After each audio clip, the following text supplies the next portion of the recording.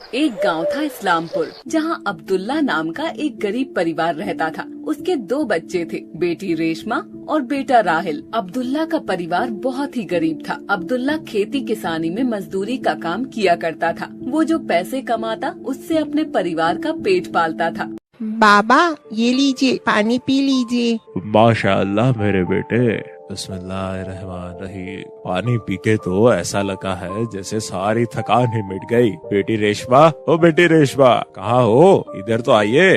जी बाबा। तभी उसकी बीवी सकीना आती है। आ गए आप? अरे आज मकान मालिक आए थे, वो इस महीने का किराया मांग रहे थे और पिछले महीने का भी कह रहे थे, और कह रहे थे कि किराया नहीं दिया तो अगले महीने खाली करना पड़ेगा तुम्हें ये घर। या अल्लाह हमारी मदद अता फरमा। ठीक है, मैं कल अपने मालिक से बोलता हूँ, वो कुछ न कुछ इंतजाम जरूर कर देंगे।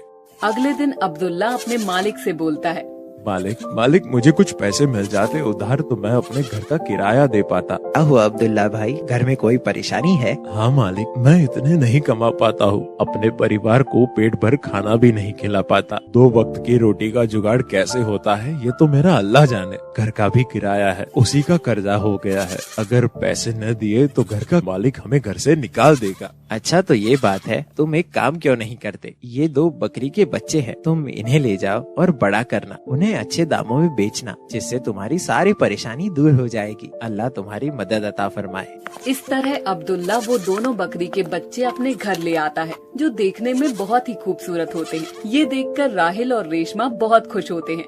बाबा ये बकरी के बच्चे तो बहुत ही खूबसूरत है। मेरे दिल में कई दिनों से हसरत थी कि मैं बकरी के बच्चे लाऊं, लेकिन घर की तंगस्ती को देखकर मैं आपसे बोल नहीं पाता था। बाबा मैं चाहता था कि बकरी के बच्चे लाऊं और उन्हें पालूं, उनके साथ खूब खेलूं, पर आज अल्लाह ने ये मेरी तमन्ना पूरी कर दी। अल्लाह तेरा लाख लाख शुक्र है। इन बकरी के बच्चों को मैं पालूंगा, इनके साथ खूब खेलूंगा। ठीक है बेटा, इनकी तुम्हें ही खिदमत करनी है, शायद ये हमारी किस्मत बदल दे।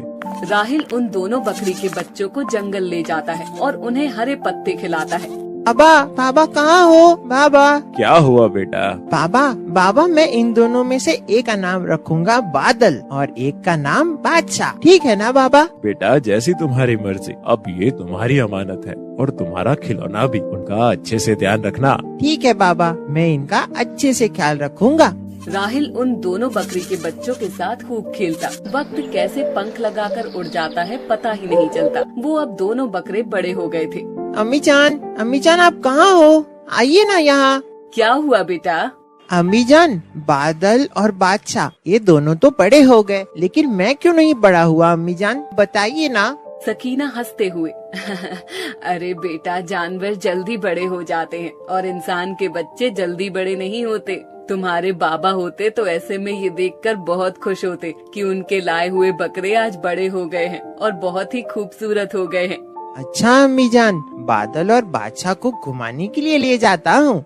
ठीक है बेटा, जंगल में ज्यादा दूर नहीं जाना और उस टूटे हुए पुल की तरफ तो बिल्कुल भी मत जाना।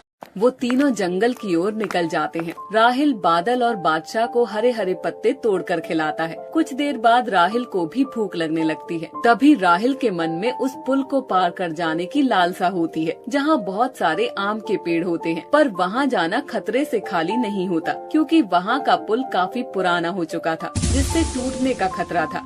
चलो बादल और बादशाह, आज तुम्हें मेरा पेट भराना है। राहिल बादल की पीठ पर बैठकर पुल की ओर चल पड़ता है। जैसे ही पुल के ऊपर चलता है तो पुल आवाज करने लगता है।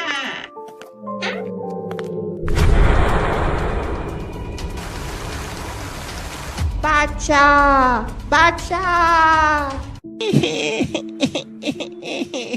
ये अल्लाह, ये क्या हो गया? बादशाह मुझसे बिछड़ गया, अब मैं कैसे जीऊंगा? या अल्लाह रहम फरमा, रहम।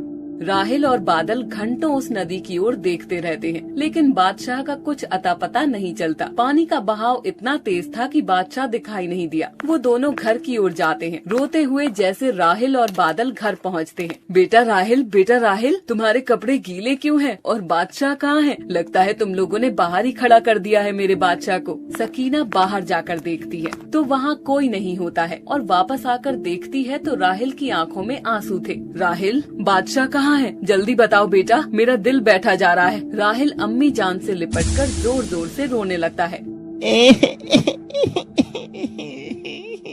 अम्मी जान, बादशाह को हमने खो दिया अम्मी जान। क्या कह रहे हो राहिल? ऐसा कैसे हो गया मेरे बेटे? वो तो तुम्हारे बाबा की निशानी थी, उसका तुमने कैसे ध्यान नहीं रखा? अम्मी जान, सारी गलती मेरी है। आपने मुझे उस पुल की तरफ जाने के लिए मना किया था। आपकी बात ना मानने की मुझे सजा मिली है। काश मैं मर गया होता। मेरी आंखों के सामने मेरा बादशाह नीचे गिर गया और मैं कुछ नहीं कर पाया। अम्मी जान, मुझे माफ कर दीजिए। मैं तुम्हारा गुनहगार हूँ और बाबा का भी। राहिल रोते हुए घर से बाहर निकल जाता है। आज तुम्हारा भाई बादशाह इस दुनिया से चला गया, हम तुम्हारे बिना नहीं रह सकते। या अल्लाह, मुझे सब्र अता फरमा। राहिल गमगीन रहने लगा। बादशाह की जुदाई ने राहिल को बिल्कुल ही तोड़ दिया। बादल और बादशाह के बिना तो मुझे कुछ भी अच्छा नहीं लग रहा है। ऐसा लग रहा है कि मैं भी उस नदी में बह क्यों नहीं गया। अब उनकी जुदाई मुझे अंदर ही अंदर खाई जा रही है।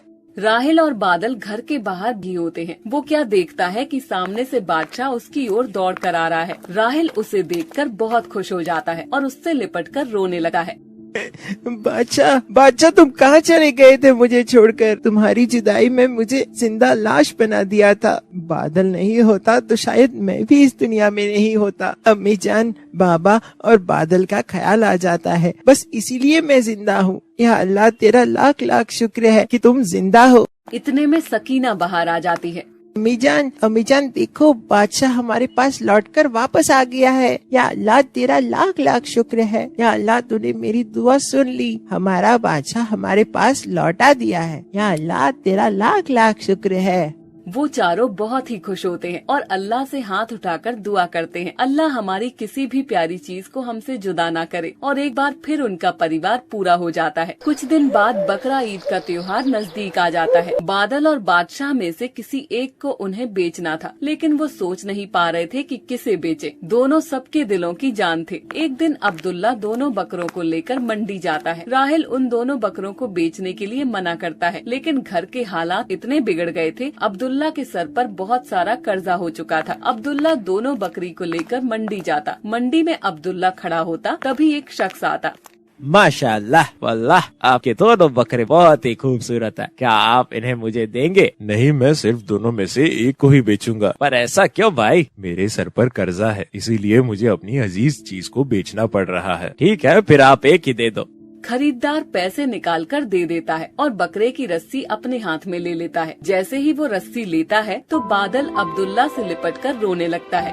ना मेरे बेटे, रोते नहीं, तेरी जुदाई भी मुझे तड़पाएगी। मुझे माफ कर दे बेटे, तेरी आज कीमत लगाई है। मैं तेरा गुनहगार बन गया हूँ। या अल्लाह, मुझे माफ कर दे। ये देखकर खरीदार की आंखें भी नम हो जाती हैं। अरे अब्दुल्ला भाई, आप दोनों की मोहब्बत देखकर मेरा भी दिल भर आया। आप इन बकरों को बेचना क्यों चाहते हैं? ये मेरे दिल के टुकड़े हैं। दिल के टुकड़ों को कोई बेचना नहीं चाहता, लेकिन कुछ मजबूरियाँ उन्हें घेर लेती है, तभी ये काम करना पड़ रहा है। घर के हालात भी ठीक नहीं है।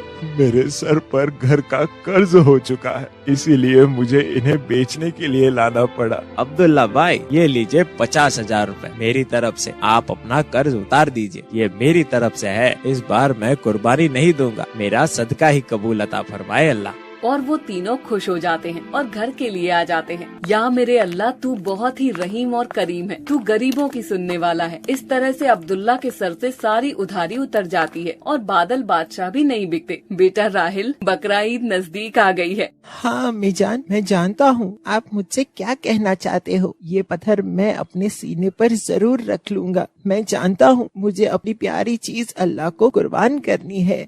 माशाअल्लाह मेरे बेटे, तुम जैसा बेटा हर एक माँ को दे। घर के बाहर कसाई खड़ा होता है और आवाज देता है, राहिल, बादल और बादशाह को ले आओ। अब अल्लाह के घर जाने का वक्त हो गया है।